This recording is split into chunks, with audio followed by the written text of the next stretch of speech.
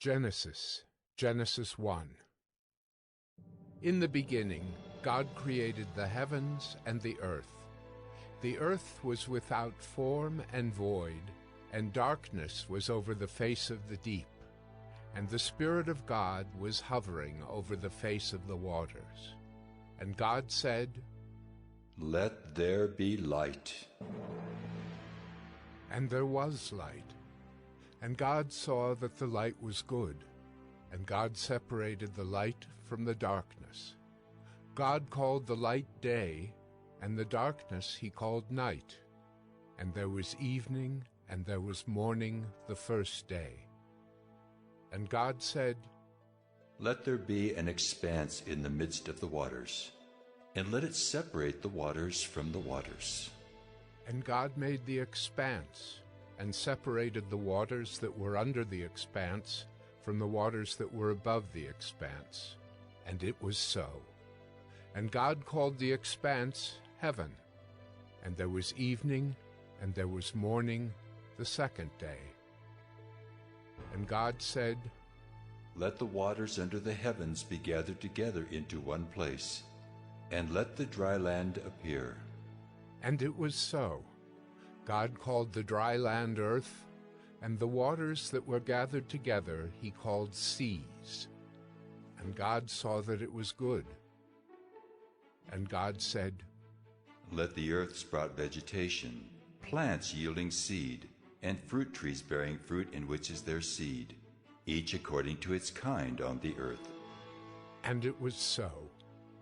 The earth brought forth vegetation, plants yielding seed according to their own kinds, and trees bearing fruit in which is their seed, each according to its kind.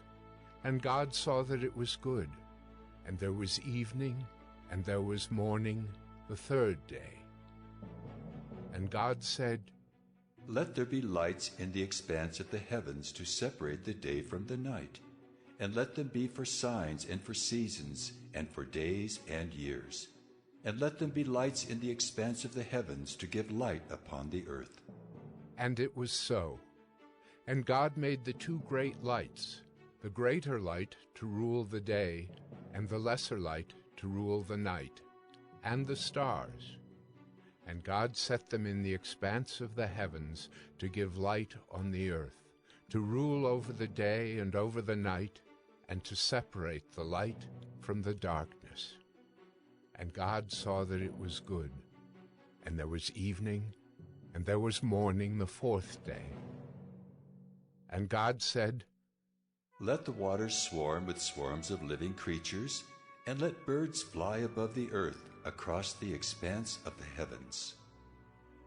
So God created the great sea creatures, and every living creature that moves, with which the waters swarm according to their kinds, and every winged bird according to its kind. And God saw that it was good. And God blessed them, saying, "Be fruitful, and multiply, and fill the waters in the seas, and let birds multiply on the earth." And there was evening, and there was morning the fifth day. And God said, "Let the earth bring forth living creatures according to their kinds, livestock and creeping things, and beasts of the earth according to their kinds." And it was so. And God made the beasts of the earth according to their kinds, and the livestock according to their kinds, and everything that creeps on the ground according to its kind. And God saw that it was good. Then God said, "Let us make man in our image, after our likeness, and let them have dominion over the fish of the sea, and over the birds of the heavens, and over the livestock, and over all the earth, and over every creeping thing that creeps on the earth." So God created man in his own image. In the image of God he created him. Male and female he created them. And God blessed them. And God said to them, "Be fruitful and multiply, and fill the earth and subdue it, and have dominion over the fish of the sea, and over the birds of the heavens, and over every living thing that moves on the earth. And God said, Behold, I have given you every plant yielding seed that is on the face of all the earth, and every tree with seed in its fruit. You shall have them for food. And to every beast of the earth, and to every bird of the heavens, and to everything that creeps on the earth, everything that has the breath of life, I have given every green plant for food. And it was so. And God saw everything that he had made, and behold, it was very good. And there was evening, and there was morning, the sixth day. Genesis 2. Thus the heavens and the earth were finished, and all the host of them.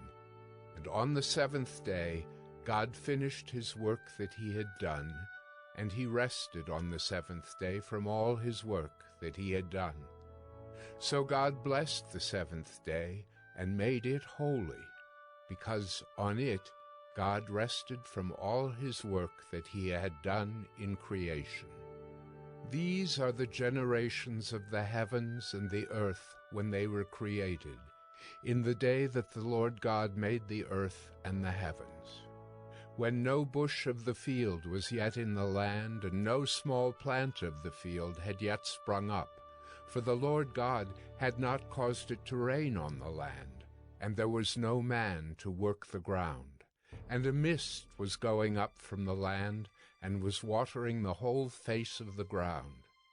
Then the Lord God formed the man of dust from the ground, and breathed into his nostrils the breath of life. And the man became a living creature.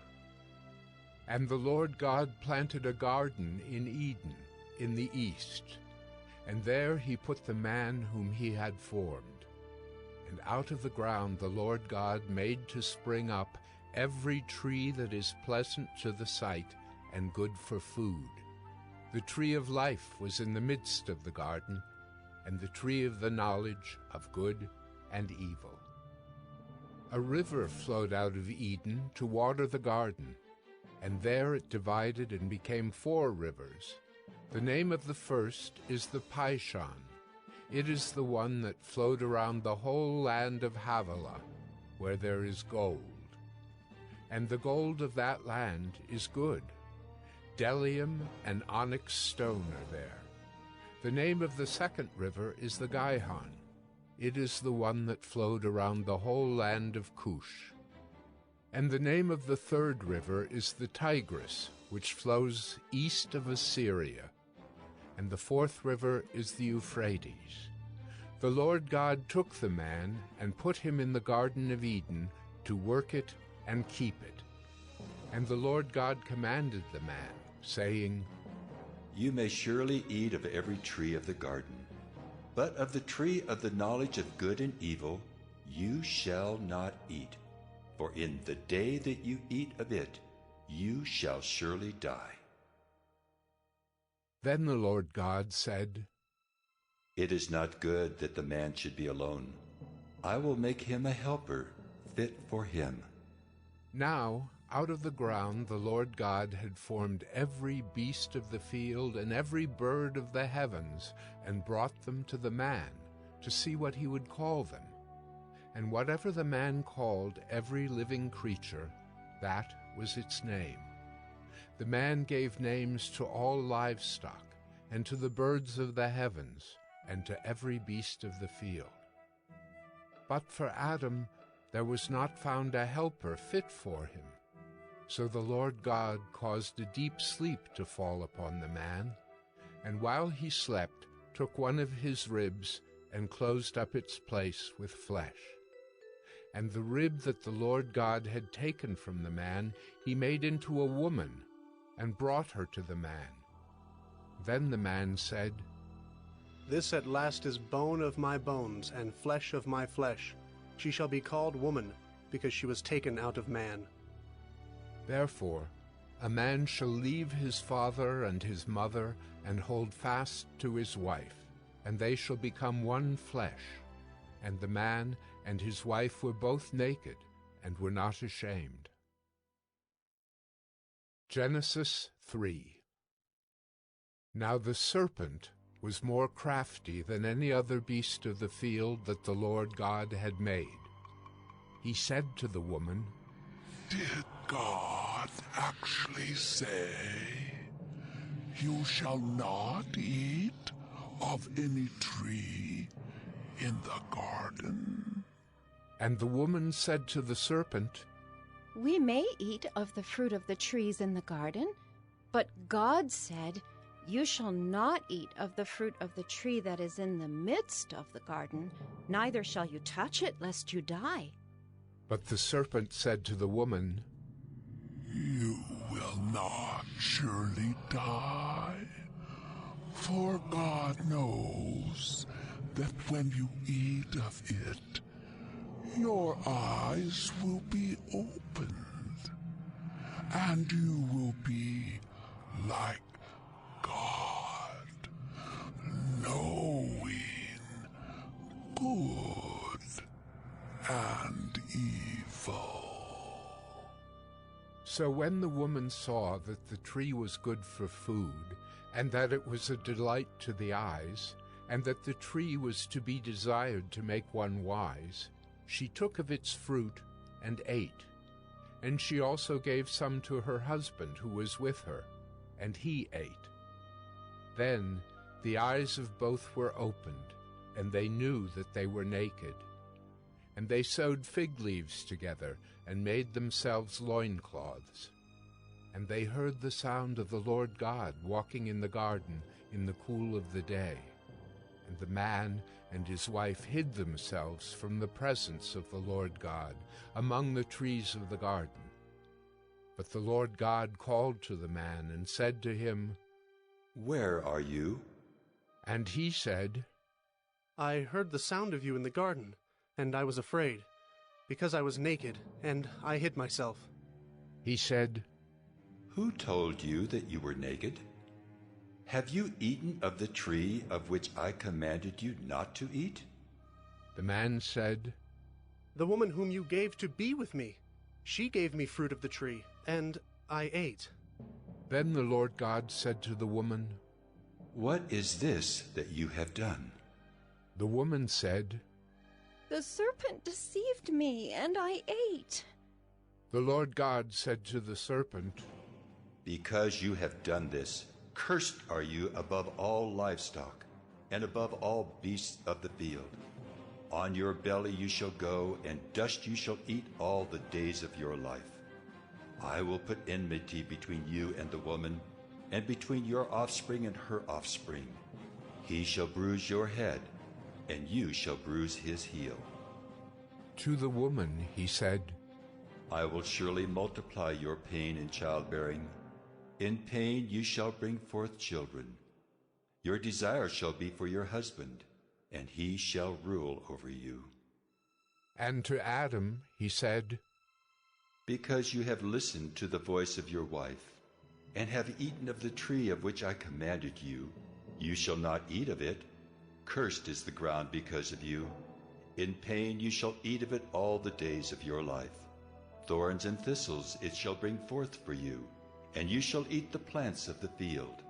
By the sweat of your face you shall eat bread, till you return to the ground, for out of it you were taken. For you are dust, and to dust you shall return.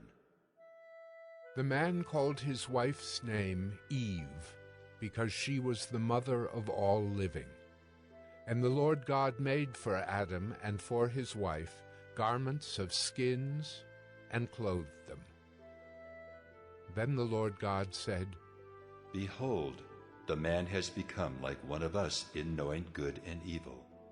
Now, lest he reach out his hand and take also of the tree of life and eat, and live forever.